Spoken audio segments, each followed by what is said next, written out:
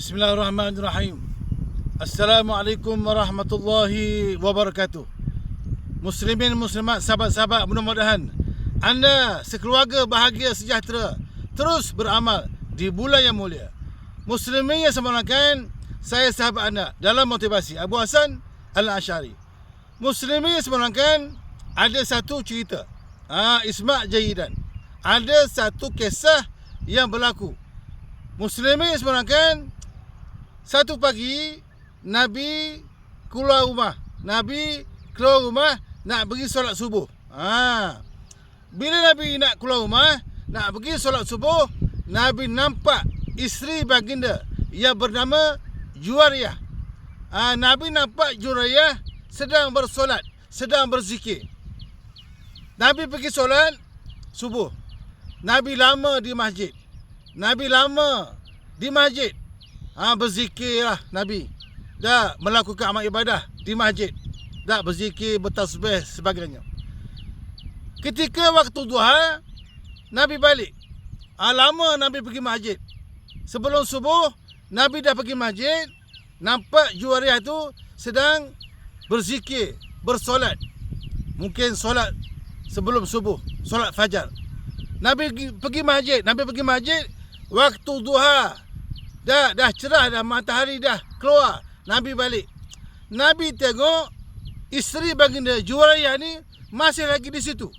Dia masih lagi di situ, berzikir, bertasbih kat situ. Maka Nabi kata, "Wahai Juwariyah, kamu nak tak aku bagi tahu kamu satu wirid, satu zikir, kalau kamu amalkan, pahalanya setanding dengan lamanya kamu berwirid tadi."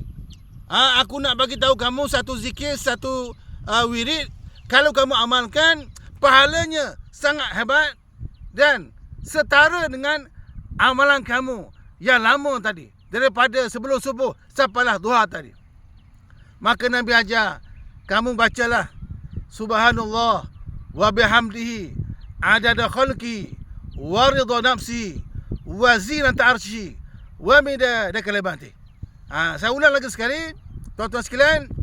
Nabi ajak kepada Juwariyah, Nabi kata bacalah subhanallah wa bihamdihi adada khalqi wa ridha nafsi wa zinata arsy wa midada kalimati.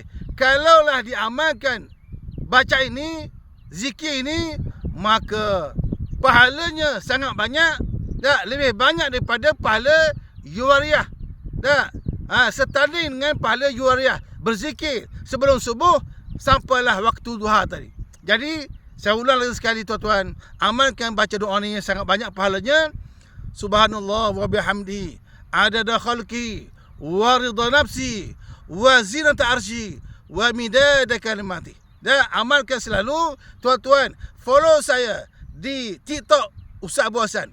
Pada ruang komen saya nak catat apakah makna zikir tadi. Tuan-tuan sekalian, hadis tadi, zikir tadi berdasarkan hadis sahih riwayat Imam Muslim. Selamat beramal. Jangan lupa follow saya di TikTok Ustaz Abu Hasan. Assalamualaikum. Terima kasih. Bye.